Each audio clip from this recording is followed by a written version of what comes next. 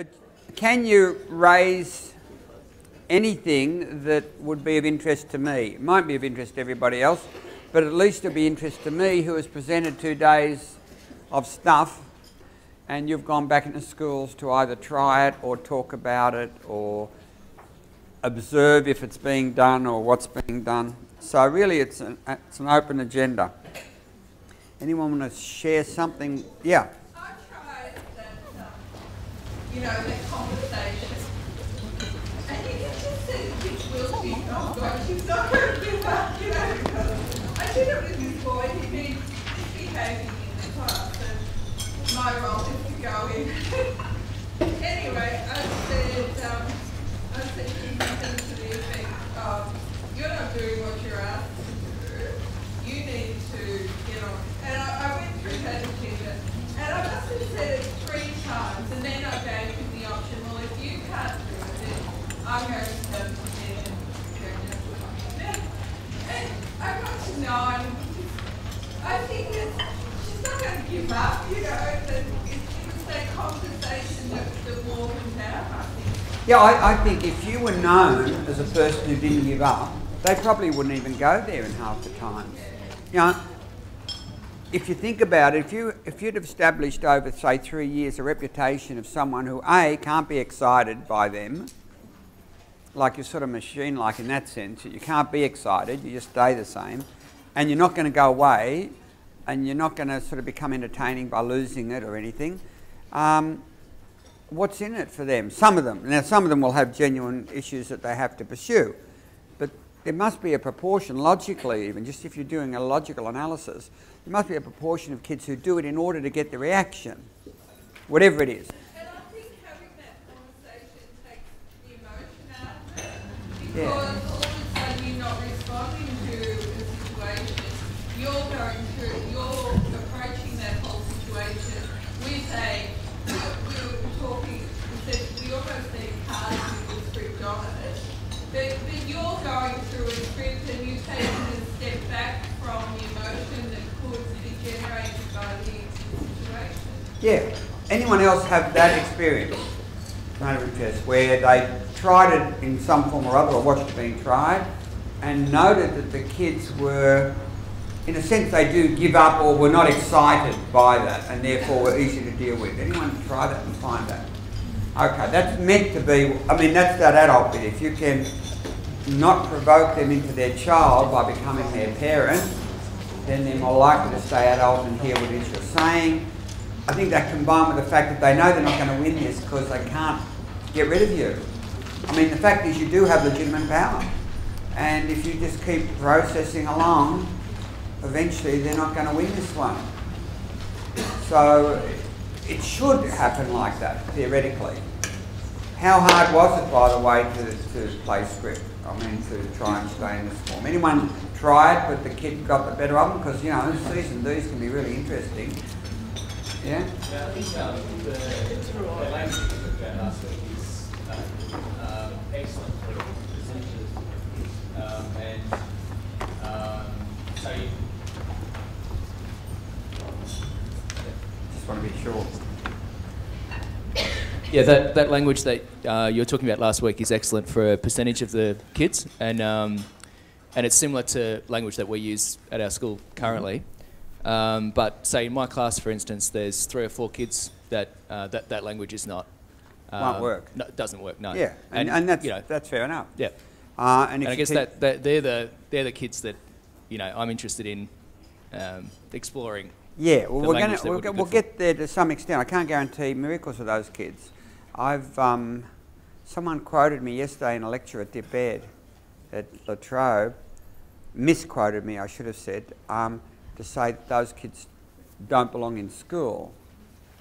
Now, what I would really say is they don't belong in schools, most schools as we know them, because most schools as we know them are not a healthy environment for those very challenging kids. If you put them in a sporting club or McDonald's behind the counter, that might be different. That might be a healthy place for them, but they're not going to learn what they need to learn from schooling there, so you can't. So there's got to be some way of addressing their needs within a schooling setting. Now, I want to address something already from what I heard, which I think is really, really critical because I've struggled with this for a long time.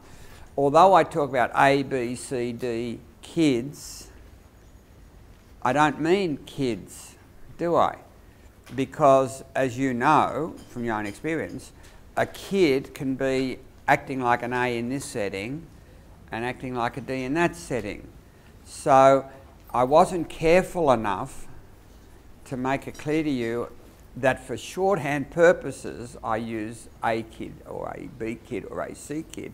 What I'm really talking about is a pattern of behaviour from somebody in a certain setting.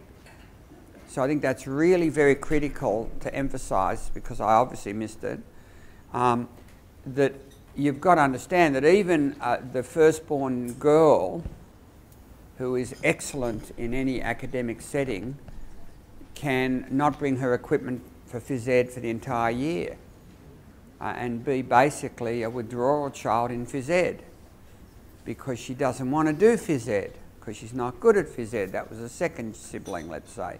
So whatever it is, she can be looking like an ideal child in one setting, but in a different setting can be uncooperative in the sense that she won't do it nastily because she's a firstborn, but she'll just forget her stuff, or she'll have a period the entire year or something of that nature, and then she will not do phys ed, which is all she really wants to achieve.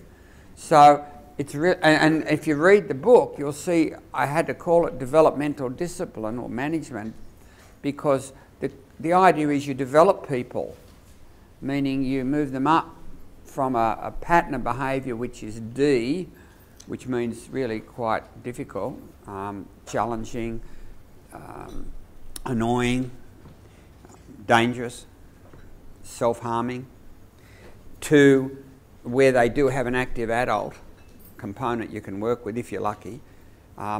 Then once they've got that, you can then keep them more or less on the straight and narrow in class with the minor prompts, prompts like hints and rewards and punishments, because again I want to make the clear point, it's not your rewards and punishments that make people do stuff, because you don't have any really, really good ones.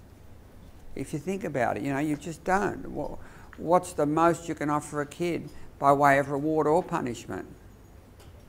Some relationship, adult relationship, and that's very powerful, but it's really the relationship, the fact that they know right from wrong and they want you to see them as a good person, and therefore they'll do what's expected. Sometimes they'll do what's expected even though what's expected is really unreasonable, like in some sections of maths that I teach, they'll sit there and they'll try and do it. And yet it's an unreasonable ask to do it because it makes no sense. It's not really useful. It's entertaining for people who like maths, but if you don't like maths, why would you ever want to, x plus 3 times x minus 4? Why would you ever want to do that? So it's that kind of stuff. So in a way, the rewards and punishments are assuming they're developed enough to the point where they want to be good people and they know what good people are, and they want you to appreciate the fact that they can be good people, and that's really what's working there. Not just you, but the other kids as well. They want them to know them as good people. So your rewards and punishments are pretty minor, especially punishments. I mean, you can humiliate them, but you won't. You wouldn't want to do that, so you tend not to do that. So you're not going to hurt them, really. Unless they provoke you, sometimes you'll do it by accident, but you wouldn't intentionally try and hurt a kid, and they know that. So you haven't, you don't have a lot of ways of controlling people. It's called, in another book I wrote, the model of control, but it's not really control. They're self-controlling. All you're doing is providing a stimulus for them to self-control. Now that won't happen with a C, but a C has to, as I say, the ones in class. What percentage now do you think, having played with some of this stuff, let's say if you have,